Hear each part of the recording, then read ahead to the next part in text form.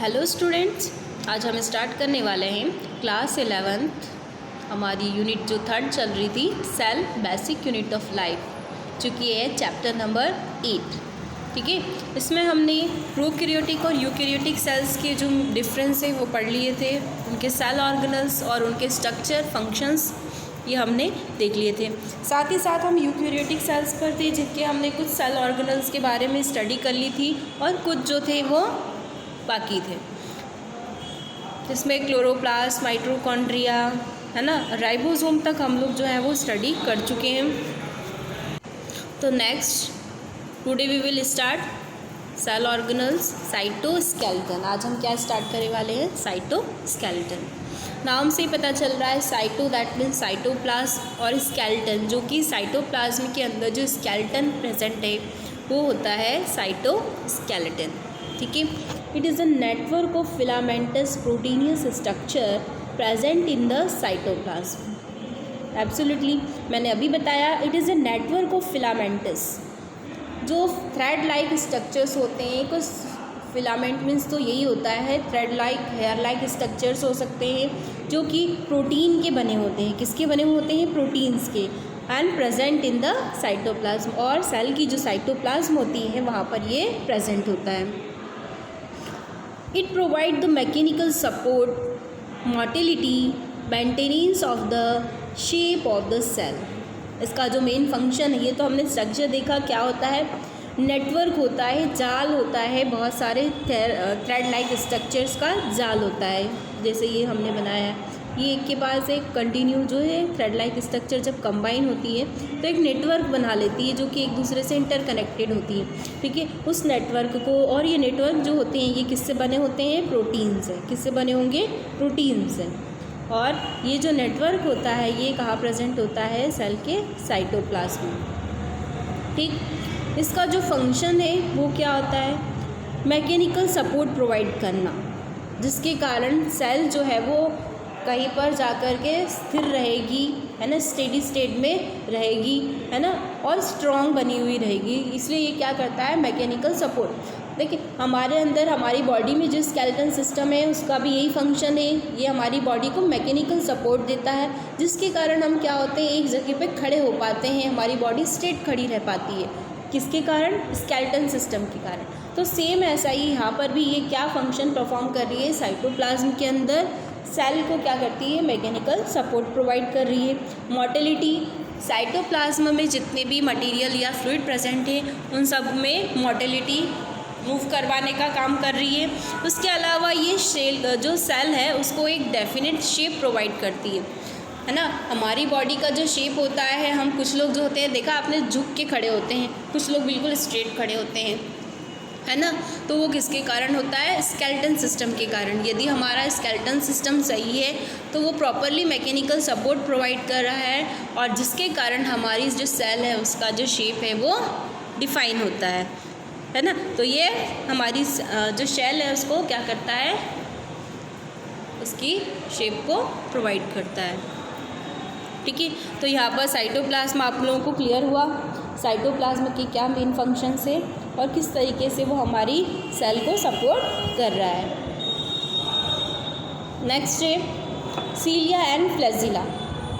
Next cell organelles क्या है जो यूकैरियोटिक सेल में प्रेजेंट होती है? Cilia and flagella. They are a hair like outgrowth. क्या होते हैं अभी? Hair like outgrowth of the cell membrane. जो हेयर लाइक आउटग्रोथ्स, बाहर की तरफ जो हेयर लाइक स्ट्रक्चर होते हैं उसे कहते हैं हम सीलिया और फ्लैजिला। ये दोनों हो सकते हैं। दोनों में क्या डिफरेंस है वो हम आगे बताने वाले हैं। सीलिया जो होते हैं वो small structure which work like a oars causes the movement of cells और सराउंडिंग फ्लूइड। स्मॉल स्ट्रक्चर्स, जो स्मॉल हेयर लाइक स्ट्रक्चर्स होते हैं, सपोज मैंने इससे पहले जो आप लोगों को एक सेल पढ़ाई थी, प्रोकैरियोटिक सेल्स थी, है ना, उसमें हमने देखा था जो सेकंड चैप्टर था बायोलॉजिकल क्लासिफिकेशन, उसमें जब हम सेकंड क्लास देख रहे थे प्रोटिस्टा, इसमें याद आया हम लोगों ने जो है ये सीलिया और फ्लैजिला के बारे में पढ़ा था।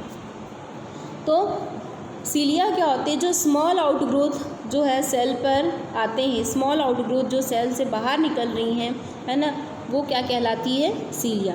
इसका फंक्शन क्या होता है, ये सेल के जो फ्लूइड्स हैं उसको मूव कराने के लिए हेल्प करती है। आसपास जो सराउंडिंग फ्लूइड होता है उसमें सेल को मूव कराने में हेल्प करती है। इसकी हेल्प से ही सेल जो होगी वो इजीली मूव कर पाएगी, उसमें लोकोमोशन हो पाएगा। नेक्स्ट होता है हमारा फ्लैजिला। सेम फंक्शन ये भी परफॉर्म करते हैं, बट क्या डिफरेंस है, फ्लैजिला इज़ लॉन्गर देन सीलिया। सीलिया से जो है लंबे होते हैं, है ना। कुछ सेल में हमने देखा था टेल वाले पार्ट पे इस तरीके से जो है फ्लैजिला निकला हुआ था, तो ये जो लॉन्ग थ्रेड लाइक स्ट्रक्चर्स हैं उसे कहते हैं फ्लैजिला। ये क्या होते हैं, फ्लैजिला। और ये जो स्मॉल स्ट्रक्चर्स है हेयर लाइक, उसे क्या कहा था हमने, cilia. Flagella responsible for the cell movement. Flagella और prokaryotic and eukaryotic cells are structurally different. सही है। ये किसके लिए, फ्लैजिला भी इसी वर्क के लिए होता है रिस्पॉन्सिबल, सेल को मूवमेंट प्रोवाइड करता है। मैंने अभी बताया इन दोनों का जो फंक्शन है वो क्या होगा, सेल के अंदर लोकोमोशन करवाना, सेल की मूवमेंट करवाना। अब वो भले फ्लूइड की मूवमेंट हो या कुछ और हो सकती है, इनका मेन फंक्शन क्या होगा, मूवमेंट करवाना। सिर्फ ये डिफरेंस याद रखना है, सीलिया जो होते हैं वो स्मॉलर होते हैं कंपैरिजन टू फ्लैजिला, और फ्लैजिला जो होते हैं वो लॉन्ग होते हैं। ठीक है, आगे बढ़ते हैं हम। नेक्स्ट है इनका स्ट्रक्चर। ये होते कैसे सीलिया और फ्लैजिला, तो cilium and flagellum are covered with a plasma membrane. ये दोनों किससे कवर होते हैं, हमारी प्लाज्मा मेम्ब्रेन से। प्लाज्मा मेम्ब्रेन के बारे में सबसे स्टार्टिंग में हम लोगों ने पढ़ रखा था। ये क्या होते हैं, आउटर कवरिंग होती है सेल की, सेल के आउटर पार्ट में जो है आउटर लेयर जो होती है वो प्लाज्मा मेम्ब्रेन होती है, जो कि प्रोटेक्टिव फंक्शन को परफॉर्म करती है, सेल को प्रोटेक्ट करने का फंक्शन करती है। तो ये दोनों कहाँ प्रेजेंट होते हैं, किससे कवर होते हैं, हमारी प्लाज्मा मेम्ब्रेन से। देयर कोर वाला जो पार्ट है उसको क्या कहते हैं, axoneme. Has many microtubules running parallel to the long axis. इनके कोर पर जो है बहुत सारे ट्यूब्यूल्स होते हैं। ट्यूब्यूल्स बोले तो ट्यूब लाइक स्ट्रक्चर हो सकते हैं, वो इस तरीके से भी हो सकते हैं या फिर सर्कुलर फॉर्म में भी हो सकते हैं। ठीक है, तो इनके कोर वाले पार्ट पर बहुत सारे क्या प्रेजेंट होते हैं, ट्यूब्यूल्स प्रेजेंट होते हैं, जो रन करते हैं parallel to the long axis. Long axis के साथ साथ ये क्या करते हैं, रन करते हैं, उनके साथ साथ ही। पैरेलल मीन्स साथ साथ मूव करना। Axoneme has a 9 pairs of doublets of radially arranged peripheral microtubules and a pair of central microtubules. This is called 9+2 array. इनको क्या कहा जाता है, 9+2। ये जो एक्सोनीम होते हैं, यानी कि कोर की बात की है, इनकी कोर पर जो बहुत सारे माइक्रोट्यूबुल्स प्रेजेंट होते हैं, एक्सोनीम पर जो ट्यूबुल्स प्रेजेंट होते हैं वो कितने होते हैं, 9 पेयर ऑफ डबलेट्स। डबल यानी दो के पेयर में होते हैं। ठीक है, यहाँ पर आप लोगों को दिखाई दे रहा है डायग्राम की तरफ यदि देखी जाए तो ये इसका क्या है, कोर है ना, कोर कहेंगे इसे, या फिर हम कह सकते हैं एक्सोनीम्स भी कह सकते हैं। एक्सोनीम्स में 9 पेयर होते हैं डबलेट्स के। डबलेट्स मीन दो पेयर बोला गया है, मीन्स क्या, ये दो के फॉर्म में प्रेजेंट होंगे। यहाँ पर ऑब्वियसली दिखाई दे रहा है 9 pair of doublets of radially arrange, जो कि रेडियली अरेंज्ड है ना। And a pair of central microtubules, centre में भी 2 ट्यूबुल्स प्रेजेंट हैं। ठीक है, दिखाई दे रहा है आप लोगों को, रेडियली अरेंज्ड है 9, जो कि पेयर में है, 1 2 3 4 5 6 7 8 9। ठीक है, इस तरीके से ये 9 क्या है, पेयर्स ऑफ डबलेट्स है, क्योंकि ये दो के फॉर्म में प्रेजेंट है।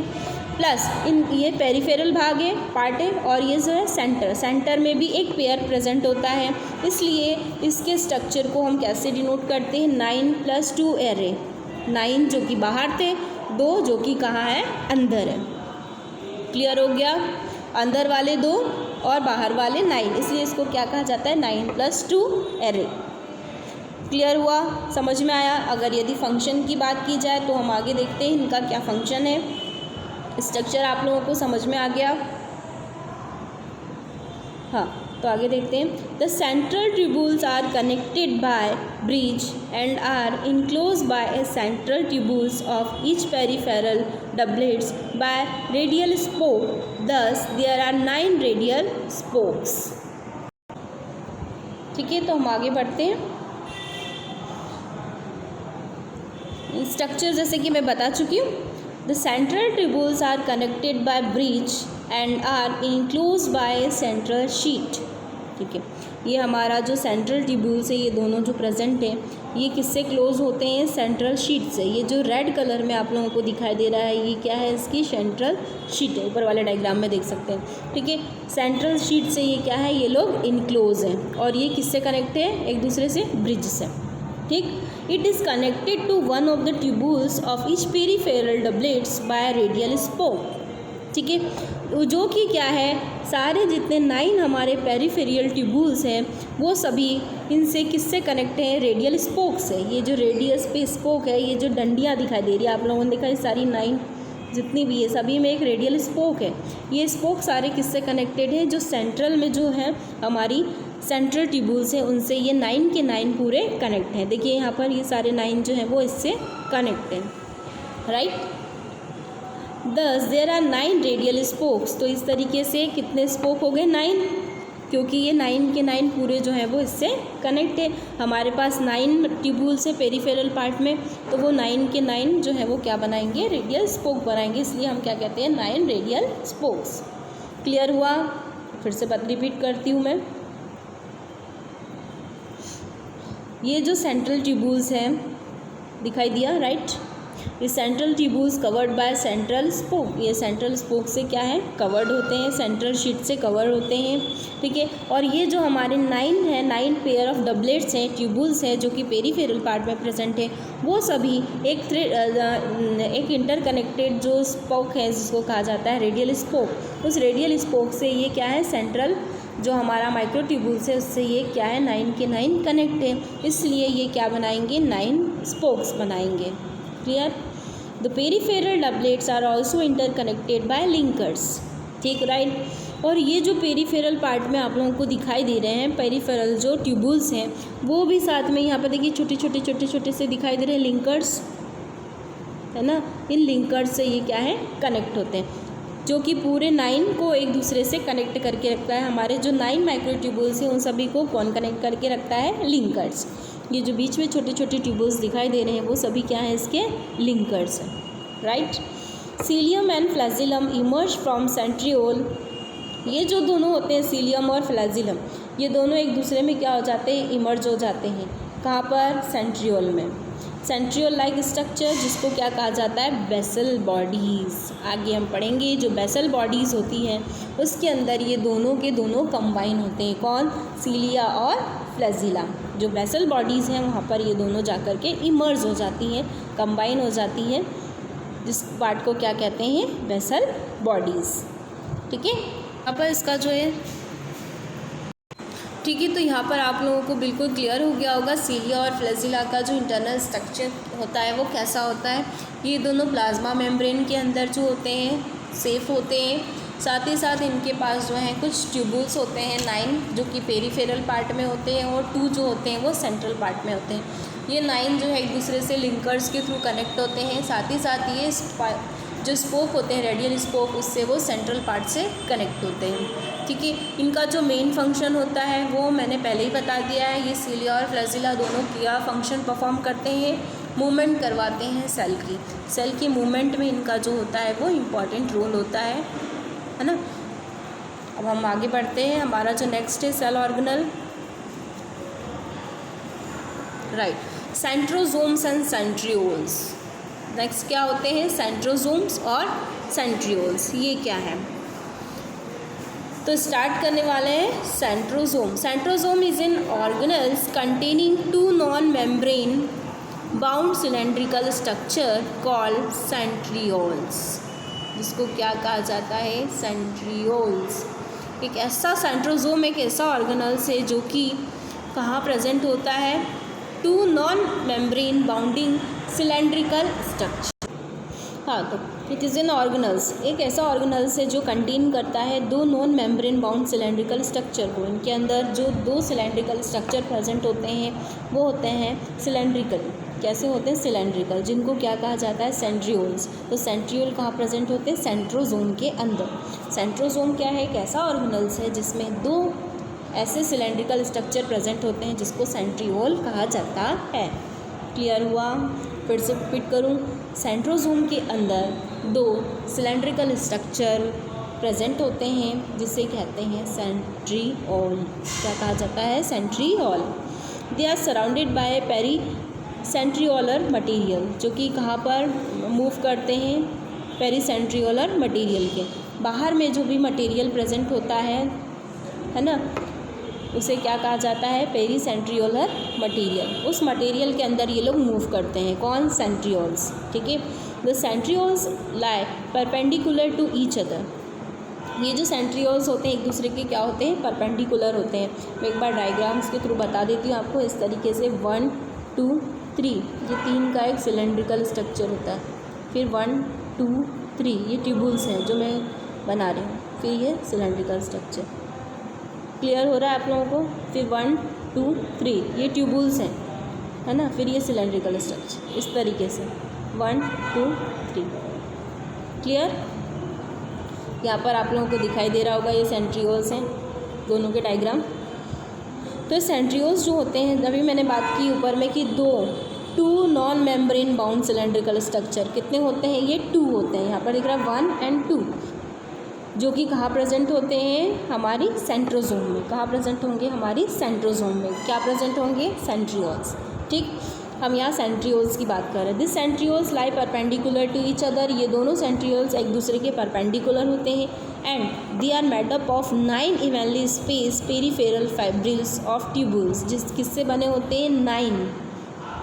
9 ट्यूबुल से मिलकर के बने होते हैं। 9 ट्यूबुल जो कि बाहर, अभी मैंने बताया इस तरीके से जो ये ट्यूबुल्स है ये कितने पेयर्स में होंगे? 9 पेयर्स में इस तरीके से सर्कल बनाएंगे। ठीक है। और ये सिलेंड्रिकल स्ट्रक्चर यहाँ पर बनता जाएगा। कुछ ऐसा ही बना हुआ दिखाई दे रहा है यहाँ। ठीक है। तो ये 9 जो होंगे, 9 पेयर होंगे किसके? माइक्रो ट्यूबुल्स के।